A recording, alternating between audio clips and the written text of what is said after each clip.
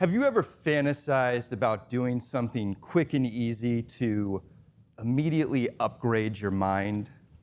Like wave a magic wand. That would be nice, right? I think we all have, and this is reflected in the cognitive enhancement industry, which is big business. Just look at the products you can buy. Prescription pills, stimulants, supplements packed full of exotic mushrooms, all promising to improve your mind. So here's the thing. There's a better way, and you don't even have to spend a penny. The problem with this better way is it's a secret, which I get sounds improbable if it's so great. So that's where I want to begin the story now. This secret, it was first revealed to me in a college course. It was actually my very first class in college. It was Intro to Philosophy. And as a philosophy major, I went in there super pumped, just giddy, ready to learn some big philosophical ideas from the masters like Plato and Nietzsche. So I'm sitting at my little desk, the class begins, and the first thing the professor did was put a slide on the board that had about 20 math equations. That was a curveball. And then I learned that the math equations had names. So now I'm feeling more uncomfortable. I'm looking around thinking, am I in the right class? What the heck is this? Where's Nietzsche? I'm not joking. I got up from my desk, double-checked the room number just to make sure I was where I was supposed to be. Well, I was where I was supposed to be. I was in a logic class. The reason why that slide initially confused me was because that was not how I grew up thinking about logic, okay? In hindsight, I know that back then I had a pretty fuzzy definition of what exactly logic is. And since then, I know with great confidence that just about everybody else has a similar fuzzy definition. So what about you? How do you define logic? I ask this question a lot. I do because I run a social media channel called Framing Logic, where I make videos on logic. And I know that a definition matters because it frames how we use the thing or don't use the thing. And so running my channel, I was getting the impression that a lot of people had a fuzzy definition of logic. So I wanted to confirm this. I did an informal survey of my subscribers. I asked them, how do you define logic? But tell me without looking it up, just off the top of your head. So I collected their answers, and I averaged it out. And I came up with this definition. This is what I call the people's definition of logic. Logic is to think effectively with common sense. It's a fine answer. The only problem is it's missing the most important part of logic, which you will find in the technical definition. Here is that now. Logic is the science of correct reasoning. I love these 5 words, the science of correct reasoning. So here we have 2 definitions using logic in 2 different ways.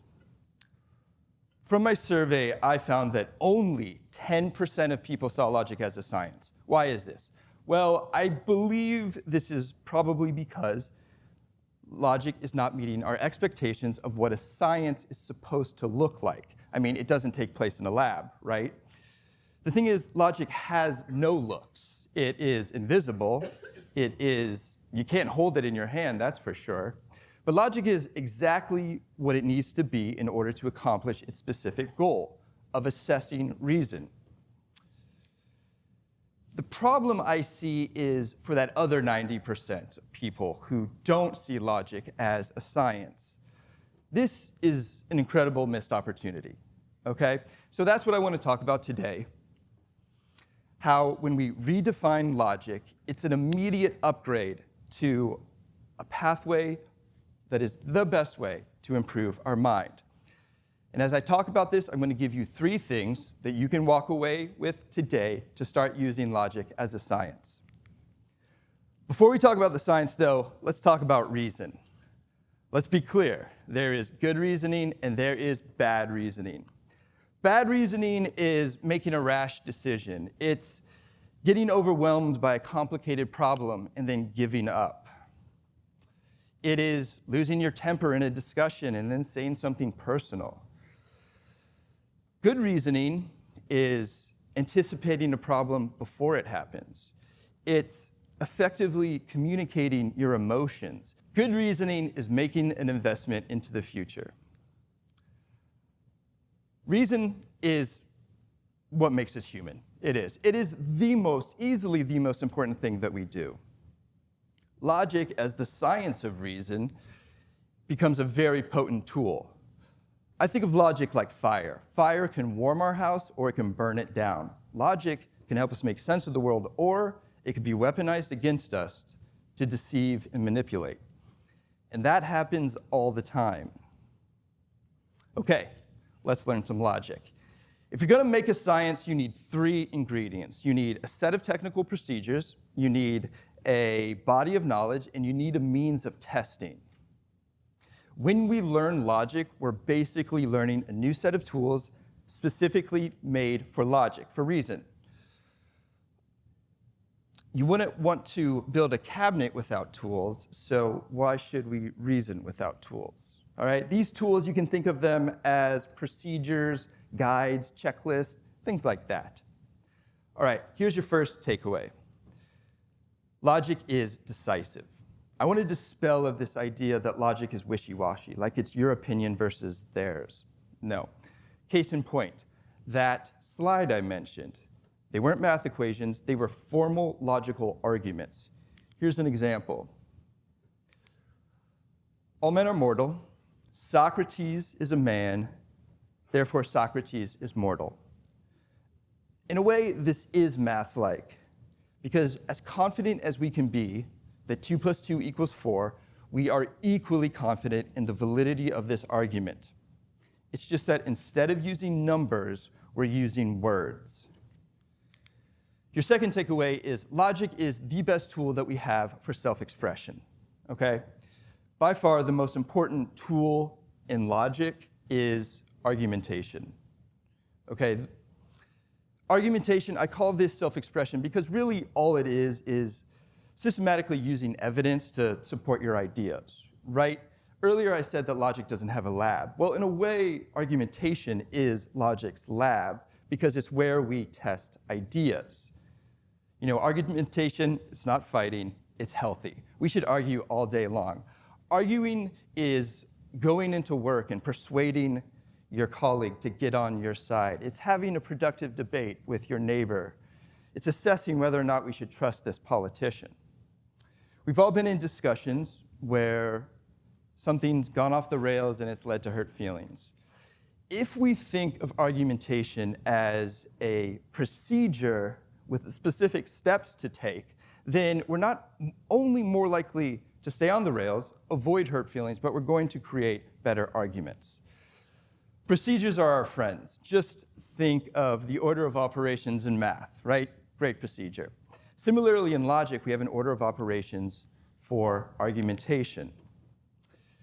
There is an acronym called CLEAR that can help us remember it too. CLEAR, C-L-E-A-R. Let's go over that now.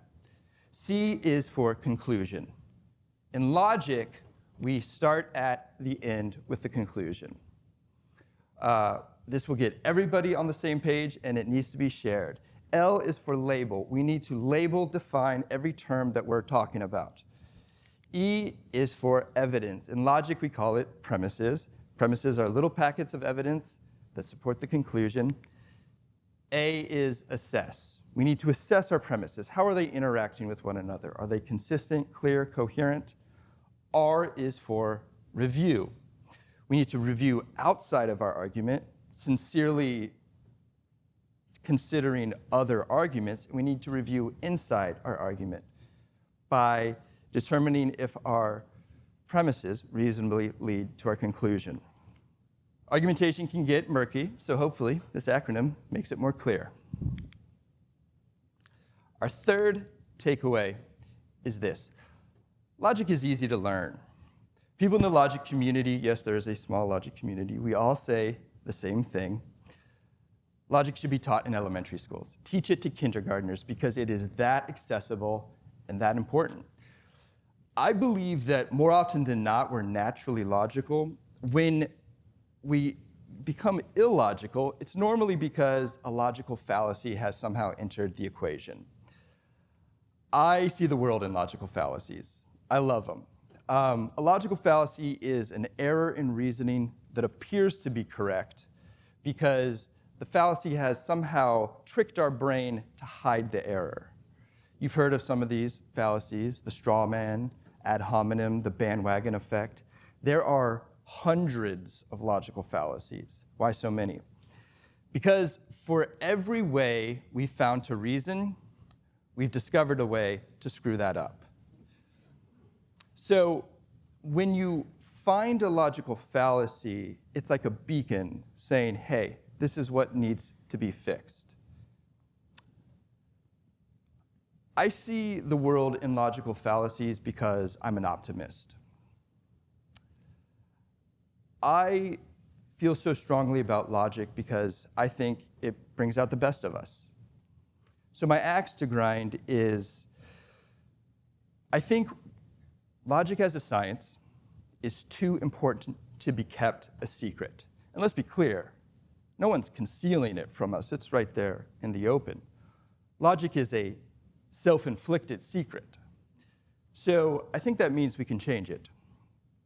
So in closing, I want to suggest this. I want to encourage you to go out and do something that you're not normally supposed to do, and that is to spread a secret. Thank you.